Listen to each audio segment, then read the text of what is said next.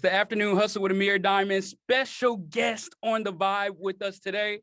Man, you don't know how long I've been waiting on this. J.Howell's here. I've been listening to Red Room non-stop. I know it's probably old for you by now, huh? Not really. I mean, because I feel like, especially when it's new fans coming along and, people just now catching a wave of it, it makes me revisit. So it's all new. It's all dope. I'm happy. So that's what I was going to say, because I found out about it this year, but then I was looking, I was like, this came out in 2019.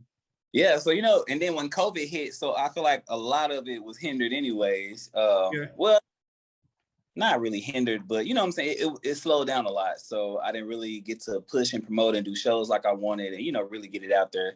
But, 2019.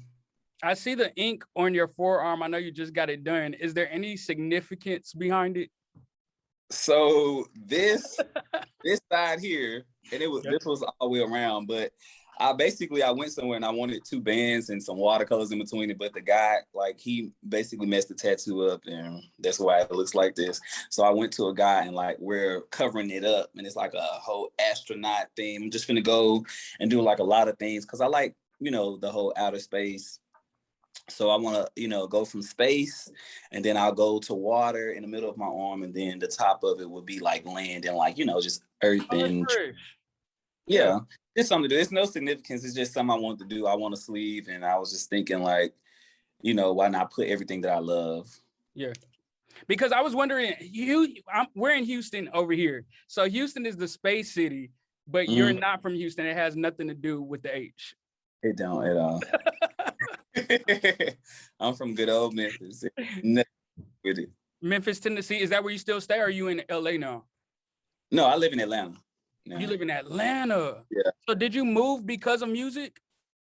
Yeah, my team relocated. Well, my management was out in Atlanta, and my producer, he ended up relocating. It was just easy because I was out here so much, and I was losing job after job.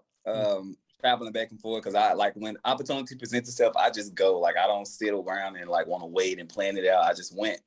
So eventually I just was let me just move and be closer and get more done and network, and it's just a better city for music as well. Connecting the dots. And yeah, I know you've been doing writing camps as well. And what is the difference between writing camps and a writing session, or are those the same thing? So initially, I guess you can look at them as the same, but not really. Writing, well, in my mind, if I'm having a writer session, it's for me, and those writers are coming there to cater to me and help me, whether it's finish a song or write a song for a project I'm working on.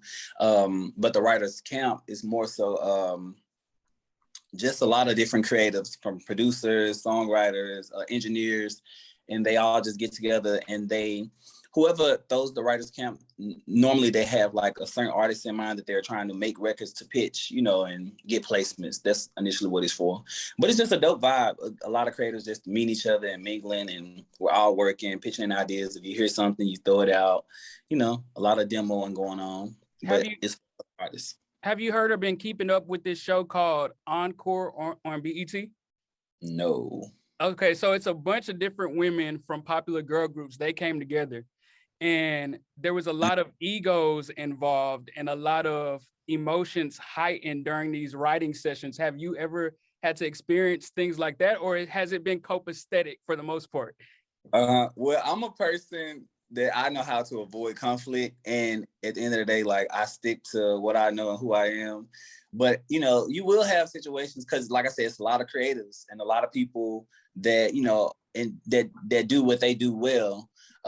So I feel like I don't know. You just have to know how to just work in those environments. But you do run into people that just don't know how, and they just, used to themselves and what they hear and what they think is the right route to go, I guess, with making records. But for the most part, I haven't had any problems. I've definitely been in the studio and, experienced it. And it's just just calm down. We're all working together. But. Is there somebody that you want to write for that's on your list? I have people I want to work with. I don't mind writing, and if somebody wanted a bigger artist, was oh, I want this record, I don't mind that, but that's not a thing for me. Like, I don't want to be a writer for other people. But if it happens and it falls in my laps, of course I'm going to take it. But I would love to work with, if I could write a song, I would love to write something for like Miguel. And I Red think, Room reminds me of Miguel. I told yeah, my homeboy that this sounds like Miguel. it's one of my idols, man. So how do you feel about your fans when it comes to your writing, saying that they want to beat up whoever you're writing these songs about? Amazing. I appreciate them for that. But no, it's dope. I think the most like the dope part about it is I was really like in a very low space, you know what I'm saying? Not even just from the relationship thing that I was dealing with, but just in life, you know what I'm saying? Like with my career and like what I want to do. Like I was working 2 jobs, you know, trying to make music and trying to put this project together. And I just love like what it's doing in other people's lives now, and just to see like the impact that it's making. So it's just dope, you know, and to just see people relate and, you know, really gravitate towards the music and using my hurt to get them by. Like, I think it's dope. Yeah, that's the sucky part about it when it comes to like artists, not just singers, but artists and creatives. A lot of times our art stems from pain that we've gone through. Like you said, it does end up helping out a lot of people. So that's the bright side of it. So what do you have planned next? Is Why You Hurting Me? Is that your new single, or is that something that you just dropped? Yeah, it was just something I just dropped. I mean, I guess you consider it a single, but no, it was just something that was just dear on my heart. I'm like, I just want to put this song out. Like, I didn't want to really, you know, promote, market. It was just like from me to my fans. Excuse me. No, you good. But yeah, it was just something I just wanted to just throw out. Okay, well, we played something about you right before this interview, so I'm gonna give you some time to think about what song you want us to close with. But before we do, I want to play a game called Favoritism. Get to know some of your favorite things. Starting with your favorite quote or words to live by. Fix it, Jesus. I say that like so much, and I say it now, and it ain't got nothing to do with nothing. I just be like, oh, Jesus, oh, it's hot outside. Fix it, Jesus. Like, I'm just. One of your favorite movies that you think you know all the words to. I don't know if I want to tell you my favorite movie. Why because not? It's real like simpy and just.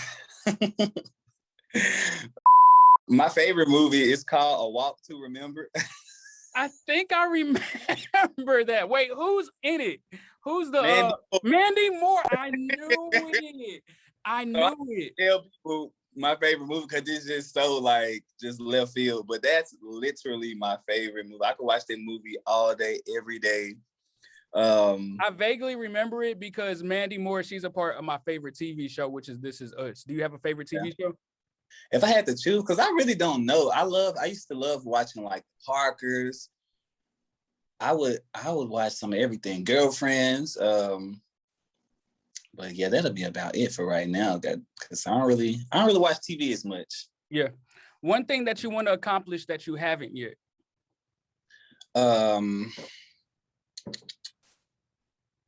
Definitely, it's a lot. I mean, you know, just the whole like really making my name a household name. And I would love, like I said, my end goal is to collab with, you know, people that I really love and admire.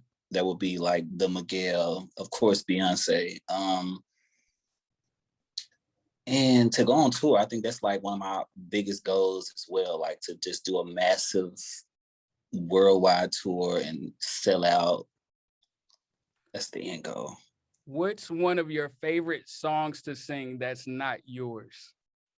That's not mine. It would be, so it's a battle between Ed Sheeran, Thinking Out Loud, and Miguel Adorn. Like those 2 songs I just love. It'll probably be Thinking Out Loud though. Can you sing one of them for us? Right now? Oh, wow. 20 seconds. 20 seconds. When your legs don't work like they used to before, and I can't sweep you off of your feet, will your mouth still remember the taste of my love? Will your eyes still smile from your cheeks? And darling, I will be loving you till we're 70. That's it. Come on now. A gift Okay, from put me on the spot. God. It's J.Howell in the Afternoon Hustle on the Vibe. Now, I asked you which song we playing next. Which song is that going to be? Let's hit them with, it's any song? Any song. Deserve.